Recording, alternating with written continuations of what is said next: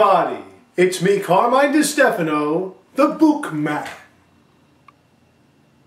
And now we've come to it, the end of God of War month. The last two titles in the God of War series. Until, of course, God of War Ascension comes out, but we won't get into that.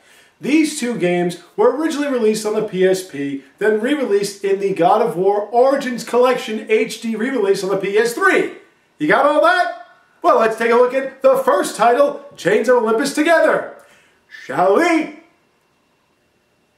opens with backstory of how Kratos was then still serving Ares. On the shores of Arnica, Kratos runs into... I bring the might of Persia and the sacrament of purification. Before killing the bastard, Kratos says... I won't take your riches, but I will take your life. Time for some Persian love, then...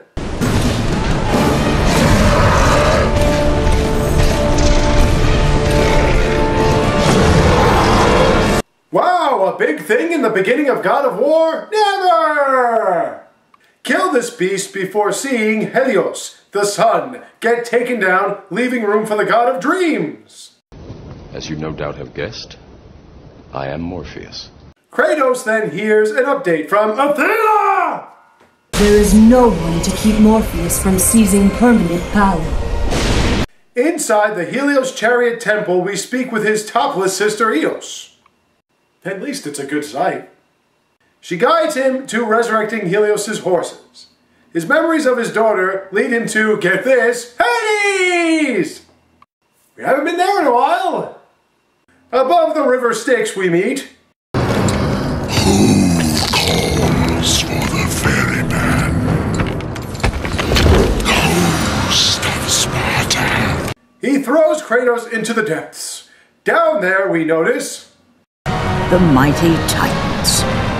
Kratos sees one has gotten away. His journey leads him back to the ferryman. Defeating him, Kratos takes the ferry towards... But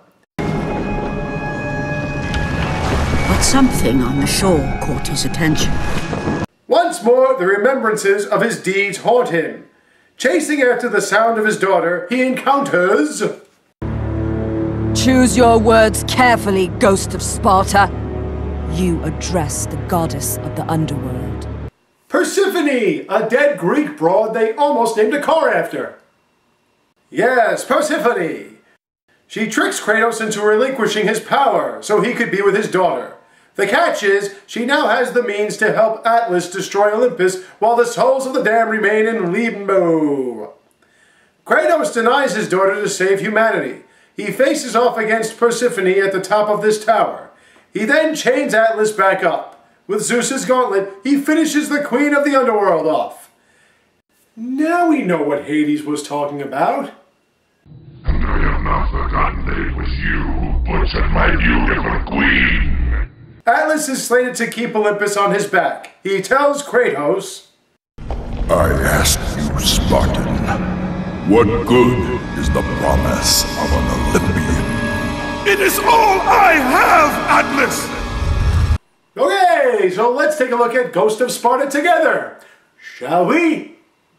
Game opens with God of War Kratos having visions.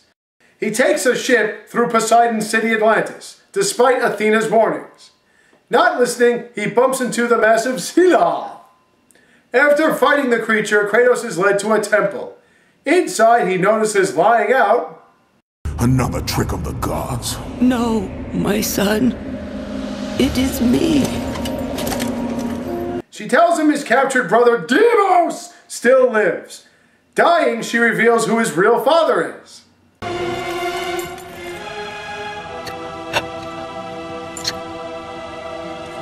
I didn't quite catch that. She then turns into a terrible mutation known as Callisto. Dropping it leaves to his mother's peace.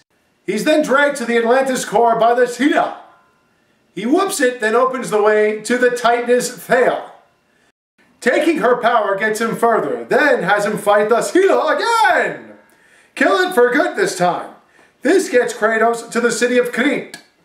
In Athena's temple, she tells of reasons why he should not proceed. Kratos' response?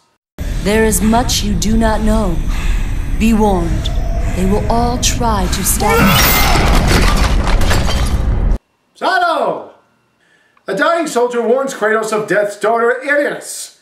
Fight her in several different forms before crash landing into Sparta. The city has everything, including a brothel with... Within the walls, we learned Kratos was always a jerk. We also see familiar-looking silhouettes attacking the city, then taking Deimos away. Inside the old temple of Ares, Kratos battles a young version of himself. He then speaks with Thanatos, kinda. If you persist, not even the fates will prevent me from ending your path. That's a little weird. Back in the core, we meet King Midos, the Golden Touch guy. Kratos uses him to clear a path into the now sunken city of Atlantis. He expresses to Athena, in his modest, calm manner, he will not be denied his brother. He powers an entrance into Death's doorway. There, he frees his brother. Only Deimos is not at all happy to see him. He beats the ever-loving shit out of Kratos. That's until Thanatos, god of death, takes him. Together, Deimos and Kratos team up to stand against Thanatos. Kratos says, The gods do not decide my fate, Thanatos! The gods decide, and the Sisters of Fate make it so. So that's how it works. They double-team the Brute in several different forms. Ultimately, Deimos is in bad shape. Kratos decides to pound Thanatos into oblivion. After unkind words, Kratos takes his brother to an open grave. This was provided by our grave-digging fool friend. Athena catches up with Kratos. She wants to turn him into a full-fledged god.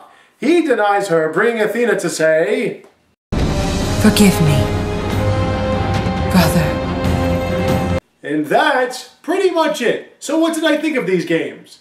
They're both a wonderful pleasure to play through. These two games do truly add to the storyline and introduce some great new gods and titans. The new backdrops are excellent. The spells and weapons work great. In Chains of Olympus, I really like the Gauntlet of Zeus, as well as the Sun Shield and all of that. It's great how they were able to give Kratos similar abilities from previous games without reusing them. Ghost of Sparta has the Spartan Blade and Shield, which was a nice touch. I liked how we got to see Kratos as Ares' servant, as well as acting God. I would have preferred actually being a god, but that's quite alright. The gameplay is still smooth. The puzzles from Chains of Olympus were legitimately challenging. Not so much in Ghost of Sparta, but Chains did a good job. You can tell the art direction in Ghost of Sparta was more like God of War 3, which gave me fond memories of one of my favorite games. They're both quick, action-packed, interesting, and fun. They translate well in HD and gave you new skills, new weapons, new spells, and new challenges. They're both extremely short, however. If you put these on the easy level, or just not the easiest level, but moderately easy, it'll take you about 4 hours to get through each game. 8 hours for both games overall. I understand the PSP probably can't handle this much graphical detail for games that would last 8 to 10 hours like the other Gods of War were, but even so, short games, simple games, concise games, get to the point real quick. Overall, the God of War series had nothing but strong showings, and now you know why a myth buff like me enjoys playing them so much.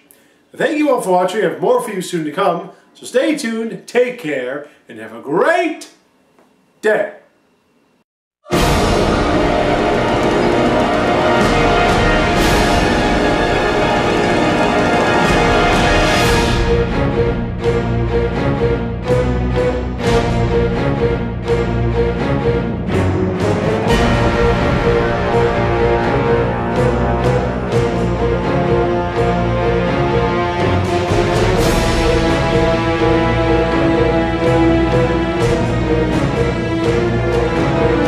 As you no doubt have guessed, I am Morpheus.